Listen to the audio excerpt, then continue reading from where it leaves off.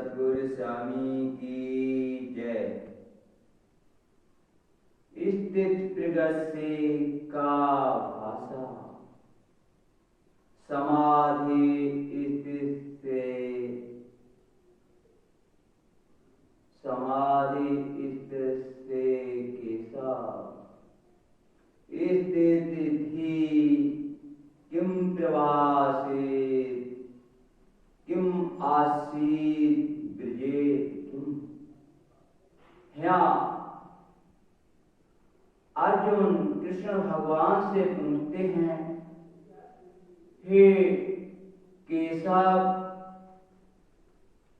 जो परमात्मा में स्थिर हो गया है समाधि स्थित से, यहाँ समाधि के लिए जो शब्द आया है, जो समाधि में लीन हो जाता है, ऐसा इंसान के लिए जो वर्णन करा गया है गीता में, समाधि के लिए जो समाधि में पहुंच जाता है समाधि स्तर से, वो इंसान कैसा होता है। समाधि का मतलब ही यहाँ कहा गया है जो परमात्मा में स्थिर हो जाता है। स्थित प्रगति से जिसकी बुद्धि स्थिर हो गई है, स्थित प्रगति से का जो शब्द आया है यहाँ पर, वो साधक के लिए भी है और सिद्ध के लिए भी है, यानी कि साधना करने वाले के लिए भी ये शब्द आया है और जो साधना में लीन हो चुका है, परमात्मा में लीन हो चुका है, उसके लिए भी ये शब्द आया है। जिसकी बुद्धि स्थिर हो गई है, ऐसे इंसान अगर साधना पे ढल रह जाता है, साधना का एक लक्ष्य बना लेता है, साधना उसका मूल मंत्र बन जाती है, जो ढल हो गया है, जो कभी डिग नहीं सकता और साधना कर रहा है, ऐसे साधक के लिए भी स्थित प्रज्ञ शब्द है। और जो परमात्मा में स्थिर हो चुका है, उसके लिए भी ये शब्द है स्थित प्रज्ञ। प्रज्ञा ग्रंथों में बुद्धि के लिए कहा गया है स्थित प्रज्ञ, जिसकी बुद्धि स्थिर हो गई है। अर्जुन पूछ रहे हैं केशव, जिसकी बुद्धि स्थिर हो गई है, का भाषा, उसका लक्षण क्या है। का भाषा, भाषा यहाँ पर जो शब्द आया है का भाषा के, वो उसका लक्षण क्या है, वो स्थिति प्रवाह से वो कैसे बोलता है, किम आसीत, वो कैसे बैठता है, ब्रजेत किम, वह कैसे चलता है, अर्थात संसार में कैसा व्यवहार करता है। जिसकी बुद्धि स्थिर हो गई है, जो स्थिरता को प्राप्त हो चुका है, वो कैसे बोलता है, कैसे बैठता है, संसार में कैसे चलता है। यही तो एक बात है, हमें पता ही नहीं है कि हम संसार में जो बोल रहे हैं वास्तव में कैसे बोल रहे हैं, और जो देख रहे हैं वास्तव में कैसे देख रहे हैं। यही तो एक समस्या है। अर्जुन की भी यही एक शंका थी कि मानते हैं कि जो समाधि में लीन हो चुका इंसान है, उसके कुछ लक्षण तो बदलने होने चाहिए, उसकी वाणी में स्थिरता तो होनी चाहिए। जो भी मन में आता है इंसान के वो बोल देता है, जबकि जो बोला जाता है या जो कर्म किया जाता है, जो एक इंसान जो कुछ भी क्रिया इस संसार में करता है, चाहे वो अच्छी क्रिया करे और चाहे वो गलत क्रिया करे, पर उस सब का असर इस पूरे संसार पे पड़ता है और पूरा संसार जो करता है उस सब का असर हम पर पड़ता है। यानी एक इंसान जो करता है उसका सबका असर संसार पर पड़ता है, और जो सब करते हैं उन सब का असर भी एक तुम पर पड़ता है।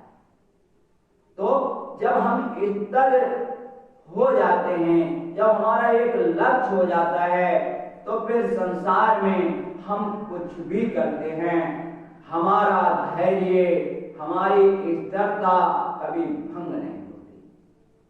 हमारे लिए छोटी छोटी मुश्किलें परेशान नहीं कर पाती, हमारे लिए बड़े से बड़ा बवंडर भी हिला नहीं सकता। यही तो साधना में चलने वाले व्यक्ति की पहचान है। और हम साधक ही बने हैं, हमें सिद्ध नहीं होना है। हम साधक बने रहें, जानकारी एकत्रित करते रहें, और वह जानकारी जिससे संसार का भला हो, अपना भला हो।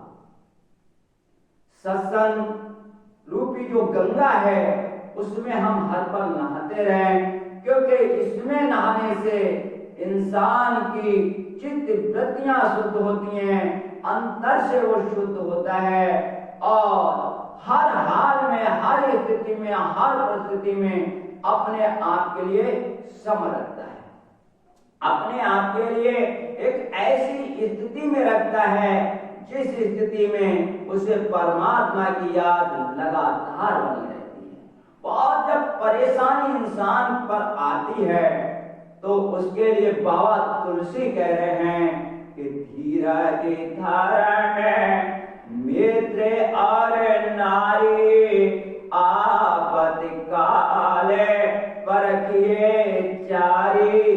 धीरज धारण मित्र और नारी आपत काले परखिए चारी।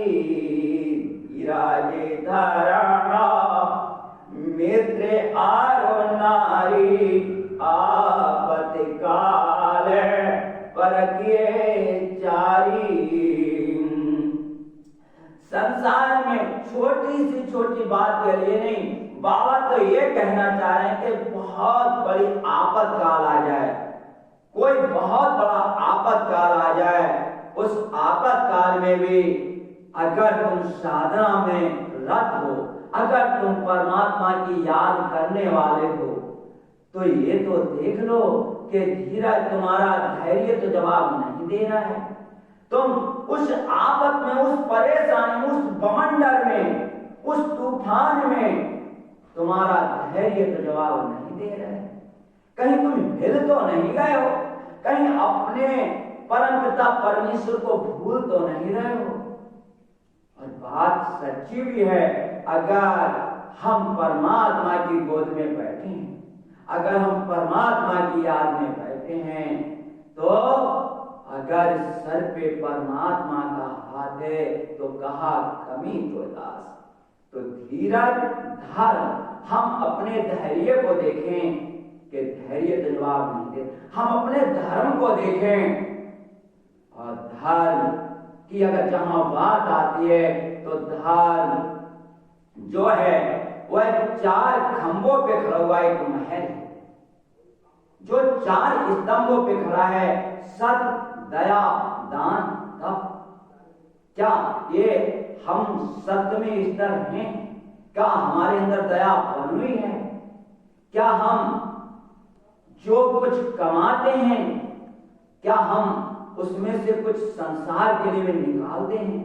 क्या हम दान करते हैं?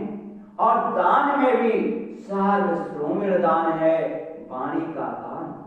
अगर ये दान निकाल दिया जाए, ये वाणी का दान निकाल दिया जाए, तो कोई भी कुछ ना सीख सकता, ना संसार का उत्थान हो सकता, ना हम पढ़ सकते, ना समझ सकते, ना ये सत्संग रूपी गंगा बह सकती। तो दान, तप, तप का क्या अर्थ है? तप का तो अर्थ ही ये है कि अपनी इंद्रियों का निग्रह, हम अपनी इंद्रियों को समझ सकें कि जो हम सुन रहे हैं हमारे सुनने लायक है, या तो हम देख रहे हैं हमारे देखने लायक है, या तो हम बोल रहे हैं हमारे बोलने लायक है। हम समझ तो सकें और समझ जिसकी अच्छी हो जाती है।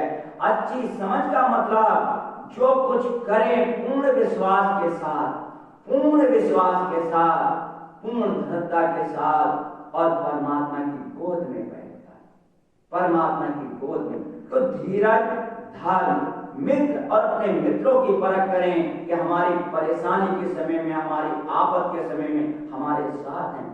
अपनी नारी के लिए कहा गया है कि हमारी स्त्री हमारे साथ है। इन सब की हमें परख करनी चाहिए, साधु महात्माओं के सत्संग से जुड़े रहना चाहिए, क्योंकि यही एक ऐसी गंगा है जो हमें निर्मल करके परमात्मा की गोद में बिठाती रहती है और हम परमात्मा की गोद में हर हाल में बैठे रहें। यही तो हमारे ये वीडियो बनाने का सबसे बड़ा श्रेय है। इन्हीं शब्दों के साथ सबको परमात्मा की गोद में समर्पित, सबको दुआ आशीर्वाद।